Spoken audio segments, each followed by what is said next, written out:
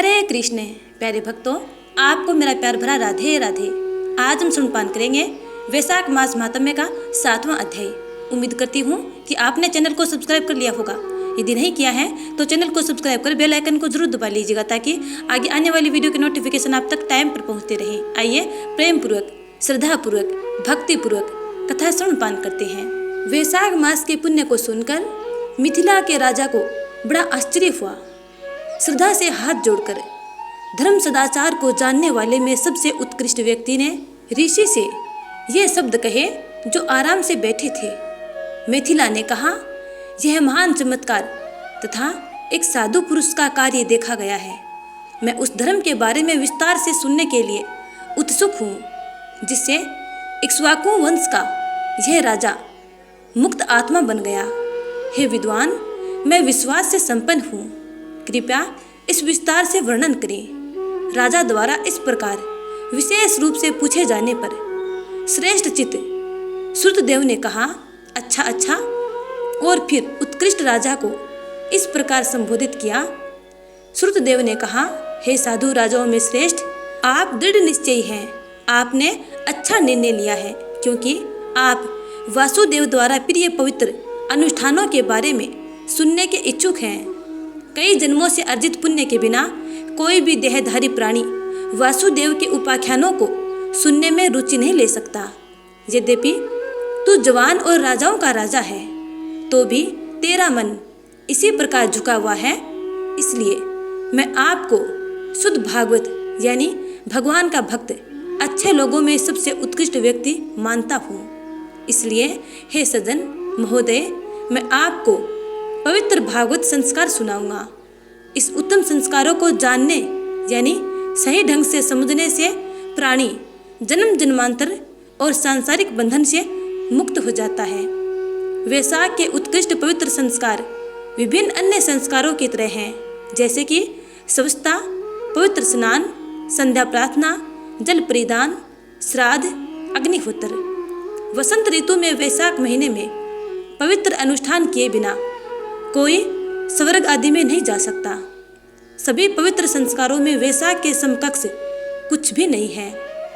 और भी कई संस्कार हैं, वे राजा के बिना प्रजा के समान हैं, जिन पर विपत्तियों का आक्रमण होता है, अर्थात ये संस्कार आसानी से उल्लंघन योग्य होने के कारण केवल प्रतिकूल परिणाम देते हैं।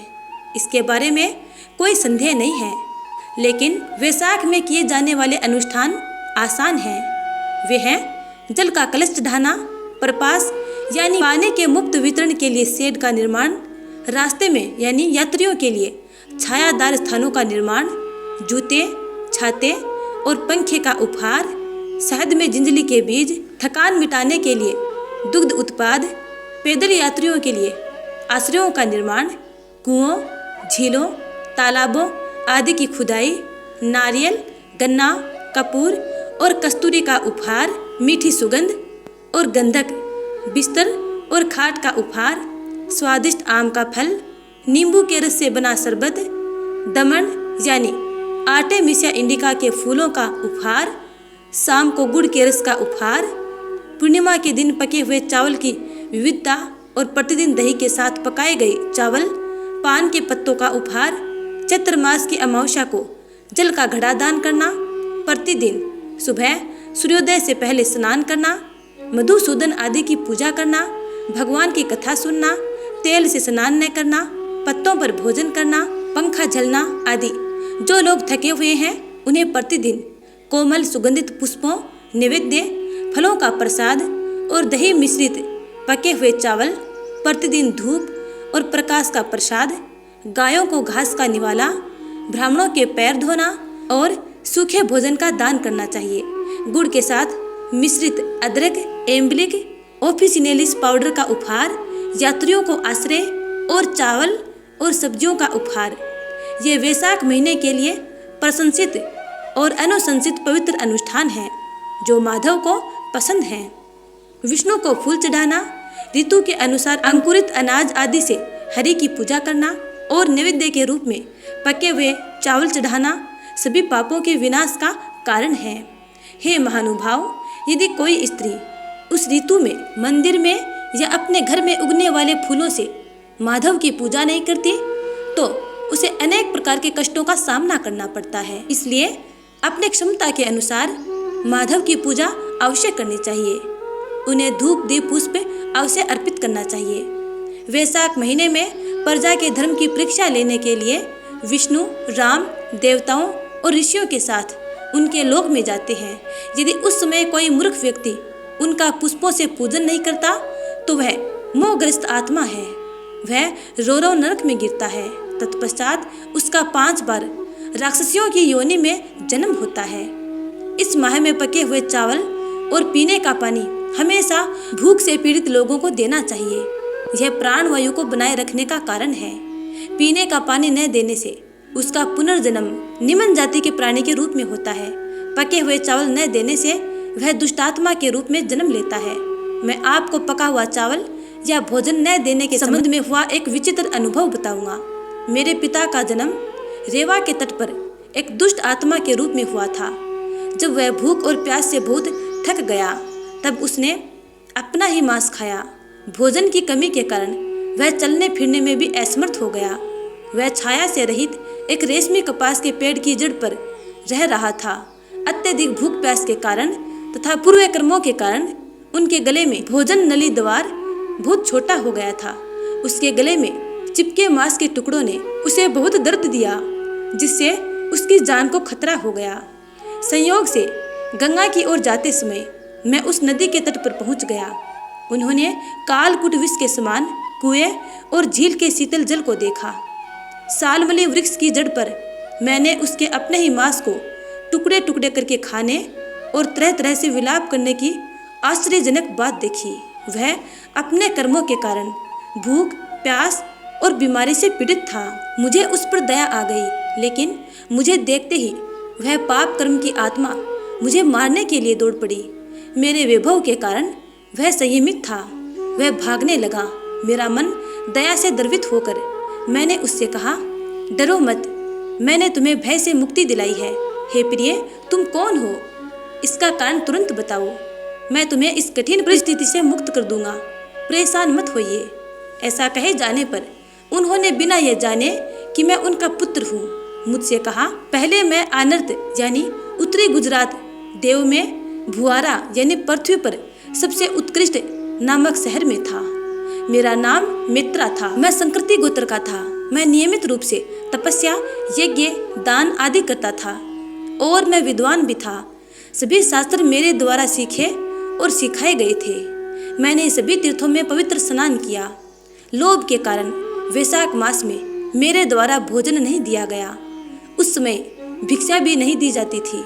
पिशाच यानी दुष्ट आत्मा के रूप में जन्म लेने के बाद मैं अब अपनी दुर्दशा पर शोक मना रहा हूँ। बस यही कारण है, अन्य कोई कारण नहीं है।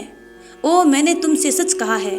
अब मेरे घर में मेरा श्रुतदेव नामक पुत्र है। वह बहुत मशहूर है। मेरी दुर्दशा मेरे उस पुत्र को बताई जानी चाहिए।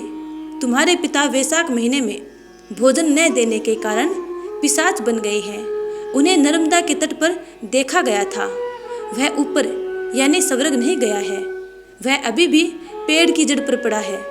वह अपना ही मांस खाता है और उस पर विलाप करता है।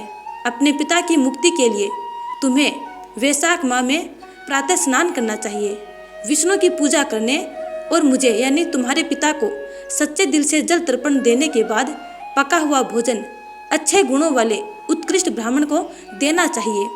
तब वह मुक्त हो जाएगा और विष्णु के क्षेत्र में चला जाएगा।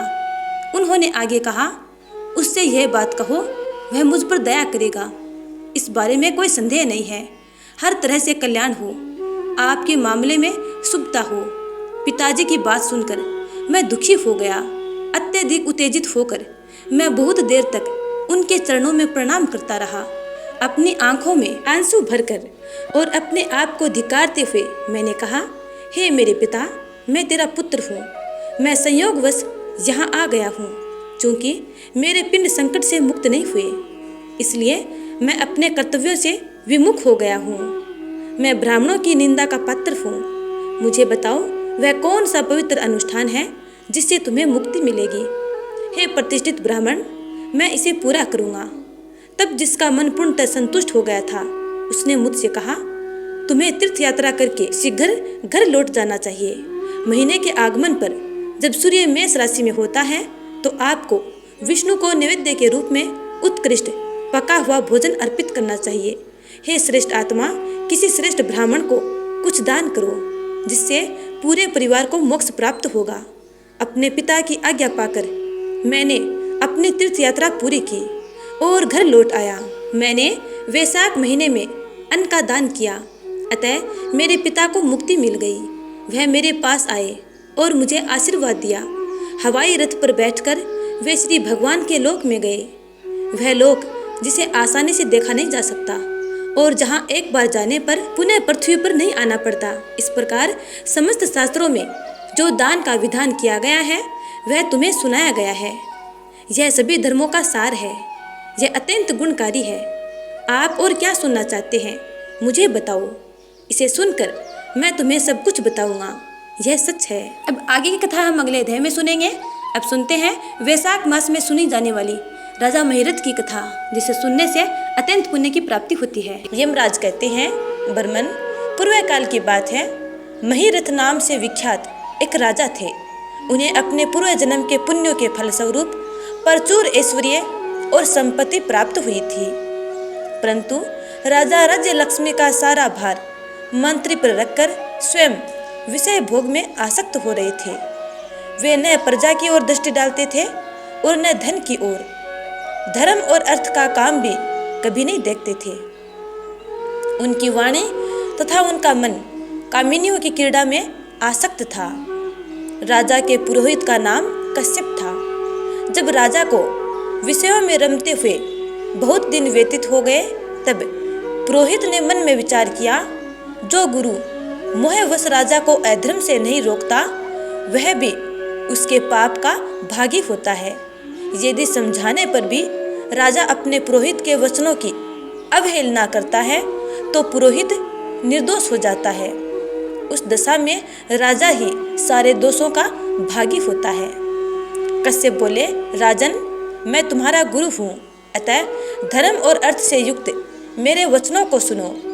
राजा के लिए यही सबसे बड़ा धर्म है कि वह गुरु की आज्ञा में रहे।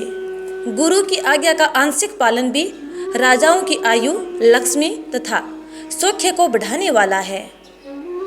तुमने दान के द्वारा कभी ब्राह्मणों को तृप्त नहीं किया, भगवान श्री हरि विष्णु की आराधना नहीं की, कोई व्रत तपस्या तथा तीर्थ भी नहीं किया।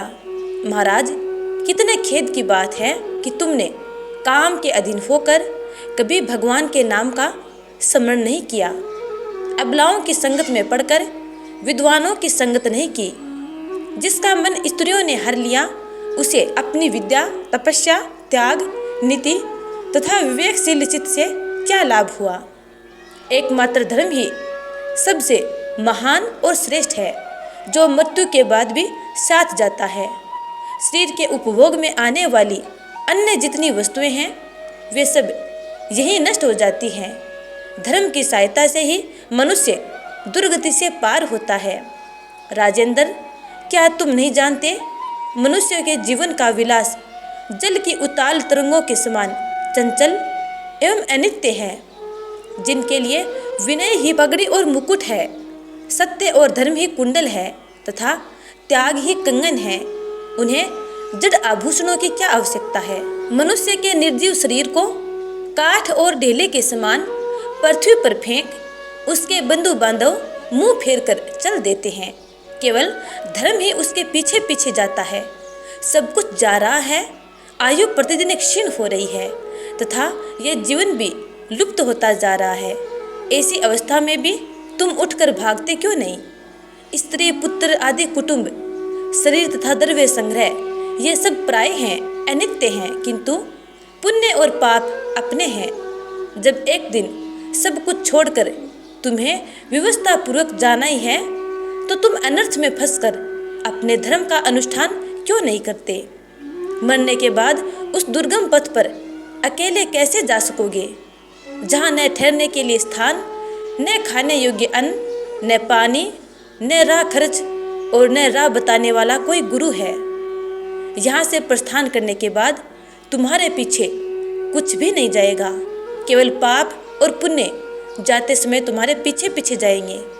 अतः तुम आलस्य छोड़कर वेदों तथा स्मृतियों में बताए हुए देश और कुल के अनुरूप हितकारक कर्म का अनुष्ठान करो।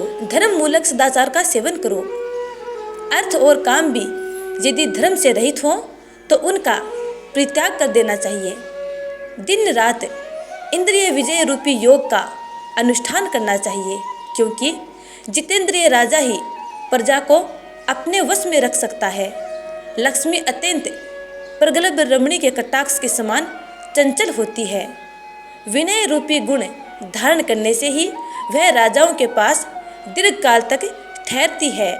जो अत्यंत कामी और घमंडी है, जिनका सारा कार्य बिना विचारे ही होता है, उन मूढ़ चेता राजाओं की संपत्ति उनकी आयु के साथ ही नष्ट हो जाती है। व्यसन और मृत्यु, इनमें व्यसन को ही कष्टदायक बताया गया है। व्यसन में पड़े हुए राजा की अधोगति होती है, और जो व्यसन से दूर रहता है वह स्वर्ग लोक में जाता है। व्यसन व दुख विशेषतः काम से ही उत्पन्न होते हैं, अतः काम का परित्याग करो। पापों में फंस जाने पर वैभव एवं भोग स्थिर नहीं रहते, वे शीघ्र ही नष्ट हो जाते हैं। चलते रुकते जागते और सोते समय भी जिसका चित्त विचार में संलग्न नहीं रहता, वह जीते जी मरे तुल्य है। विद्वान पुरुष विषय चिंता छोड़कर समतापूर्ण स्थिर एवं व्यवहारिक युक्ति से परमार्थ का साधन करते हैं। जीव का चित्त बालक की भांति चपल होता है, अतः उससे बलपूर्वक काम लेना चाहिए। राजन, धर्म के तत्वदर्शी वृद्ध पुरुषों की बुद्धि का सहारा ले। प्राबुद्धि के द्वारा अपने कुपथगामी चित्त को वश में करना चाहिए। लौकिक धर्म, मित्र, भाई, बंधु, हाथ पैरों का चलाना, देशांतर में जाना, शरीर से क्लेश उठाना तथा तीर्थ के लिए यत्न करना आदि कोई भी परम पद प्राप्ति में सहायता नहीं कर सकते। केवल परमात्मा में मन लगाकर उनका नाम जप करने से ही उस पद की प्राप्ति होती है। इसलिए राजन, विद्वान पुरुष को उचित है कि वह विषयों में प्रवृत्त हुए चित्त को रोकने के लिए यत्न करे। यत्न से वह अवश्य ही वश में हो जाता है। यदि मनुष्य मोह में पड़ जाए, स्वयं विचार करने में असमर्थ हो जाए, तो उसे विद्वान सुहृदों के पास जाकर प्रश्न करना चाहिए। वे पूछने पर यथोचित कर्तव्य का उपदेश देते हैं। कल्याण की इच्छा रखने वाले को हर एक उपाय से काम और क्रोध का निग्रह करना चाहिए, क्योंकि वे दोनों कल्याण का विघात करने के लिए उद्यत रहते हैं। राजन, काम बड़ा बलवान है। वह शरीर के भीतर रहने वाला महान शत्रु है। श्रेय की अभिलाषा रखने वाले पुरुष को उसके अधीन नहीं बोलना चाहिए। अतः विधि पूर्वक पालन किया हुआ धर्म ही सबसे श्रेष्ठ है। इसलिए तुम धैर्य धारण करके धर्म का ही आचरण करो। यह श्वास बड़ा चंचल है, जीवन उसी के अधीन है। ऐसी स्थिति में भी कौन मनुष्य धर्म के आचरण में विलंब करेगा। राजन, जो वृद्धावस्था को प्राप्त हो चुका है, उसका चित्त भी इन निषिद्ध विषयों की ओर से नहीं हटता। हाय, यह कितने शोक की बात है। पृथ्वीनाथ, इस काम के मोह में पड़कर तुम्हारी सारी उम्र व्यर्थ ही बीत गई। अब भी तो अपने हित साधनों में लगो। राजन, तुम्हारे लिए सर्वोत्तम हित की बात कहता हूँ, क्योंकि मैं तुम्हारा पुरोहित और तुम्हारे भले बुरे कर्मों का भागी हूँ। मुनीश्वरों में ब्रह्म हत्या, सुरापान, चोरी, गुरु पत्नी गमन आदि महापातक बताए हैं। उनमें से मनुष्यों द्वारा मन, वाणी और शरीर से किए हुए जो पाप हैं, उन्हें वैशाख मास समाप्त कर देता है। जैसे सूर्य अंधकार का नाश करता है, उसी प्रकार वैशाख मास पाप रूपी महान अंधकार को सर्वथा नष्ट कर डालता है। इसलिए तुम विधि पूर्वक वैशाख व्रत का पालन करो। राजन, मनुष्य वैशाख मास की विधि के अनुष्ठान द्वारा होने वाले पुण्य के प्रभाव से जन्म भर के किए हुए घोर पापों का परित्याग करके परम धाम को प्राप्त होता है। इसलिए महाराज, तुम भी इस वैशाख मास में प्रातः स्नान करके विधि पूर्वक भगवान मधुसूदन की पूजा करो। जिस प्रकार कूटने छांटने की क्रिया से चावल की भूसी छूट जाती है, मांजने से तांबे के कालिख मिट जाती है, उसी प्रकार शुभ कर्म का अनुष्ठान करने से पुरुष के अंतःकरण का मल धुल जाता है। राजा ने कहा, सौम्य स्वभाव वाले गुरुदेव, आपने मुझे वह अमृत पिलाया जिसका आविर्भाव समुद्र से नहीं हुआ है। आपका वचन संसार रूपी रोग का निवारण तथा दुर्व्यसनों से मुक्त करने वाला द्रव्य भिन्न औषध है। आपने कृपा करके मुझे आज इस औषध का पान कराया है। विप्रवर, सत्पुरुषों का समागम मनुष्यों को हर्ष प्रदान करने वाला, उनके पाप को दूर भगाने वाला तथा जन्म मृत्यु का अपहरण करने वाली संजीवनी बूटी है। इस पृथ्वी पर जो जो मनोरथ दुर्लभ माने गए हैं, वे सब यहाँ साधु पुरुषों के संग से प्राप्त हो जाते हैं। जो पापों का अपहरण करने वाले सत्संग की गंगा में स्नान कर चुका है, उसे दान, तीर्थ सेवन, तपस्या तथा यज्ञ करने की क्या आवश्यकता है। प्रभु, आज के पहले मेरे मन में जो जो भाव उठते थे, वे सब केवल काम सुख के प्रति लोभ उत्पन्न करने वाले थे, परंतु आज आपके दर्शन से तथा वचन सुनने से उनमें विपरीत भाव आ गया है। मूर्ख मनुष्य एक जन्म के सुख के लिए हजारों जन्मों का सुख नष्ट करता है और विद्वान पुरुष एक जन्म से हजारों जन्म बना लेते हैं। हाय हाय, कितने खेद की बात है कि मुझ मूर्ख ने अपने मन को सदा काम जनित रस के आस्वादन सुख में ही फंसाए रखने के कारण कभी कुछ भी आत्म कल्याण का कार्य नहीं किया। अहो, मेरे मन का कैसा मोह है जिससे मैंने स्त्रियों के फेर में पड़कर अपनी आत्मा को घोर विपत्ति में डाल दिया, जिसका भविष्य अत्यंत दुखमय है तथा जिसे पार पाना बहुत कठिन है। भगवान, आपने स्वतः संतुष्ट होकर अपनी वाणी से आज मुझे मेरी स्थिति का बोध करा दिया। अब उपदेश देकर मेरा उद्धार कीजिए। पूर्व जन्म में मैंने कोई पुण्य किया था जिससे आपने मुझे बोध कराया है। विशेषतः आपके चरणों की धूलि से आज मैं पवित्र हो गया। वक्ताओं में श्रेष्ठ, अब आप मुझे वैशाख मास की विधि बताइए। कश्यप जी बोले, राजन, बुद्धिमान पुरुष को चाहिए कि वह बिना पूछे अथवा अन्यायपूर्वक पूछने पर किसी को उपदेश न दे। लोक में जानते हुए भी जड़वत अनजान की भांति आचरण करे, परंतु विद्वानों, शिष्यों, पुत्रों तथा श्रद्धालु पुरुषों को उनके हित की बात कृपा पूर्वक बिना पूछे भी बतानी चाहिए। राजन, इस समय तुम्हारा मन धर्म में स्थित हुआ है, अतः तुम्हें वैशाख स्नान के उत्तम व्रत का पालन कराऊंगा। तदंतर पुरोहित कश्यप ने राजा महिरथ से वैशाख मास में स्नान, दान तथा पूजन कराया। शास्त्र में वैशाख स्नान की जैसी विधि उन्होंने देखी थी, उसका पूरा पालन कराया।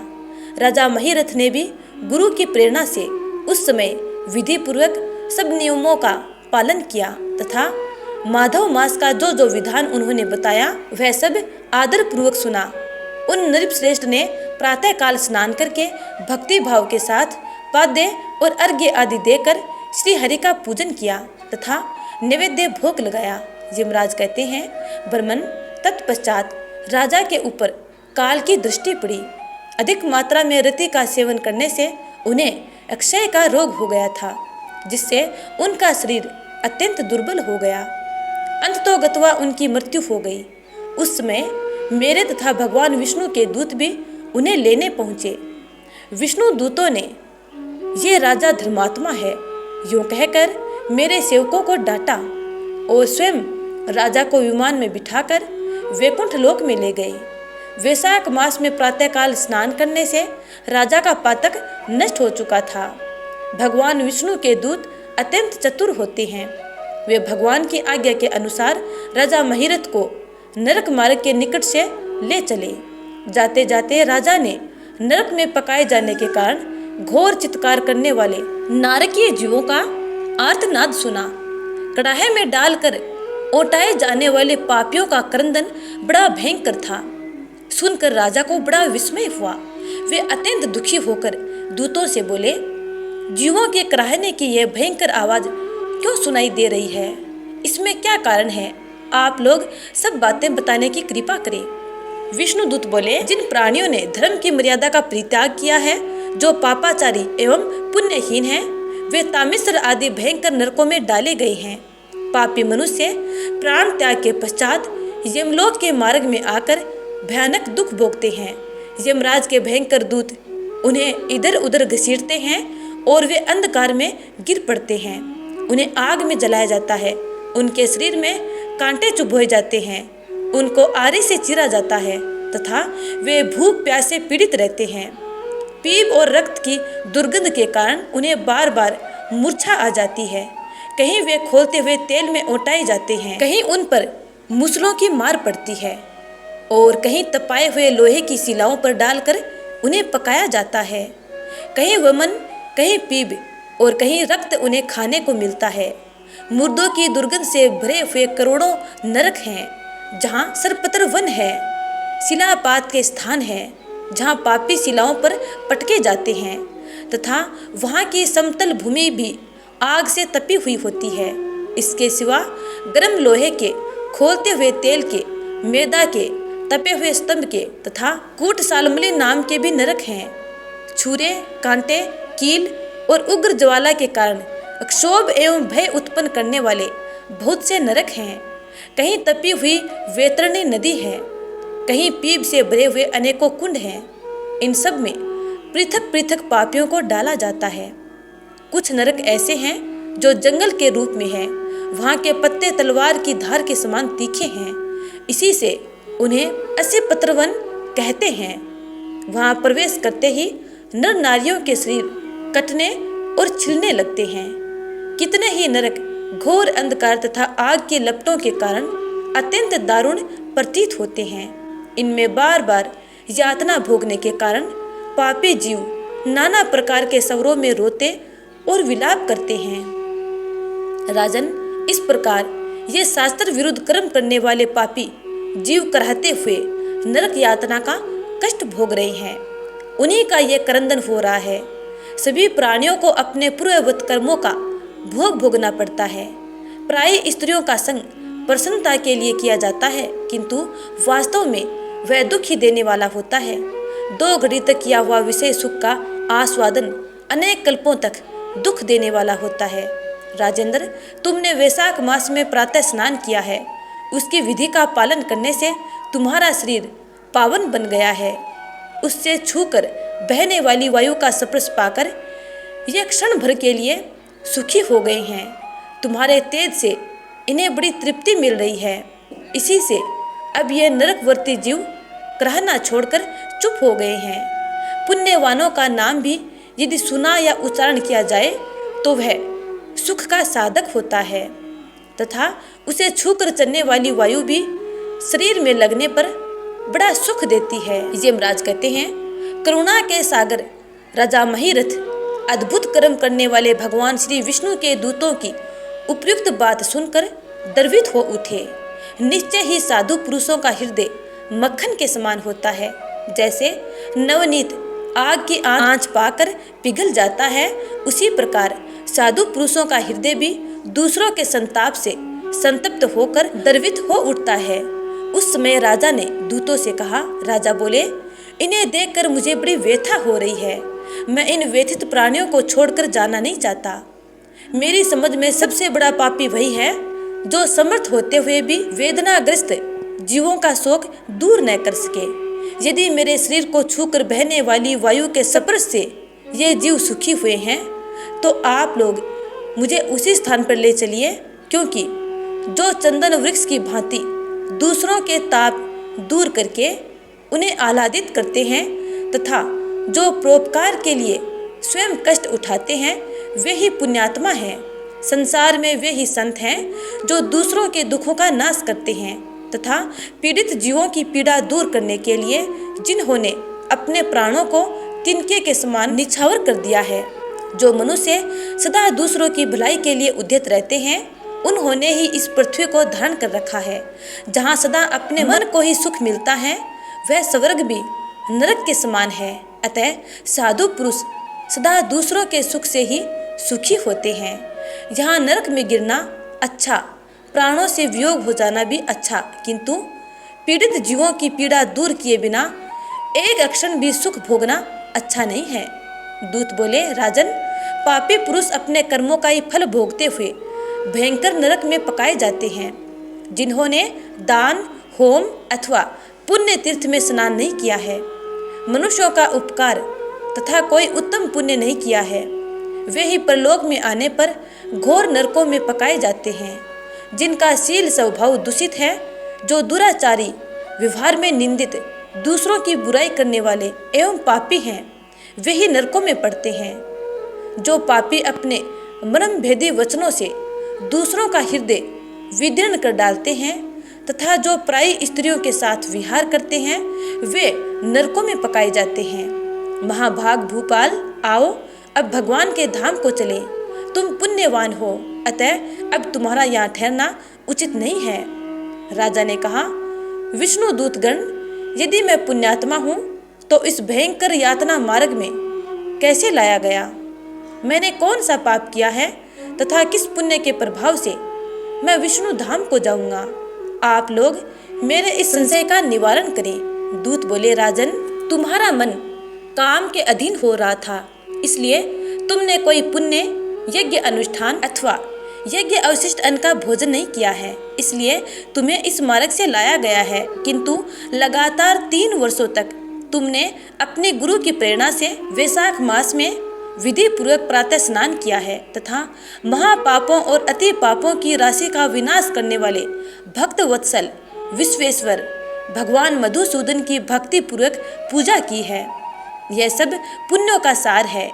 केवल इस एक ही पुण्य से तुम देवताओं द्वारा पूजित होकर श्री विष्णु धाम को ले जाए जा रहे हो।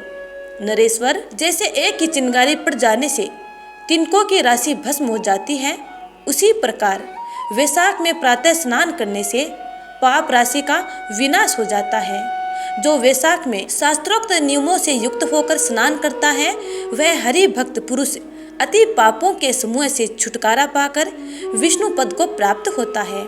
यमराज कहते हैं, ब्रह्मन, तब दया सागर राजा ने उन जीवों के शोक से पीड़ित हो भगवान श्री विष्णु के दूतों से विनय पूर्वक कहा, साधु पुरुष प्राप्त हुए ऐश्वर्य का, गुणों का तथा पुण्य का यही फल मानते हैं कि इनके द्वारा कष्ट में पड़े हुए जीवों की रक्षा की जाए।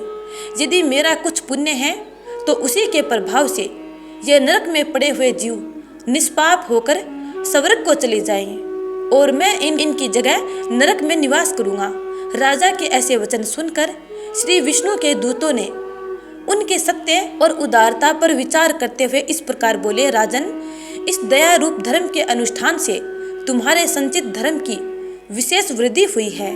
तुमने वैशाख मास में जो स्नान, दान, जप, होम, तप तथा देव पूजन आदि कर्म किए हैं, वे अक्षय फल देने वाले हो गए। जो वैशाख मास में स्नान दान करके भगवान का पूजन करता है, वह सब कामनाओं को प्राप्त होकर श्री विष्णु धाम को जाता है। एक और तप, दान और यज्ञ आदि की शुभ क्रियाएं और एक और विधि पूर्वक आचरण में लाया हुआ वैशाख मास का व्रत हो तो यह वैशाख मास ही महान है। राजन, वैशाख मास के लिए एक दिन का भी जो पुण्य है वह तुम्हारे लिए सब दानों से बढ़कर है। दया के समान धर्म, दया के समान तप, दया के समान दान और दया के समान कोई मित्र नहीं है। पुण्य का दान करने वाला मनुष्य सदा लाख गुना पुण्य प्राप्त करता है। विशेषतः तुम्हारी दया के कारण धर्म की अधिक वृद्धि हुई है। जो मनुष्य दुखित प्राणियों का दुख से उद्धार करता है, वही संसार में पुण्यात्मा है। उसे भगवान नारायण के अंश से उत्पन्न समझना चाहिए। वीर, वैशाख मास की पूर्णिमा को तीर्थ में जाकर जो तुमने सब पापों का नाश करने वाला स्नान, दान आदि पुण्य किया है, उसे विधिवत भगवान श्री हरि को साक्षी बनाकर 3 बार प्रतिज्ञा करके इन पापियों के लिए दान कर दो, जिससे ये नरक से निकलकर स्वर्ग को चले जाएं।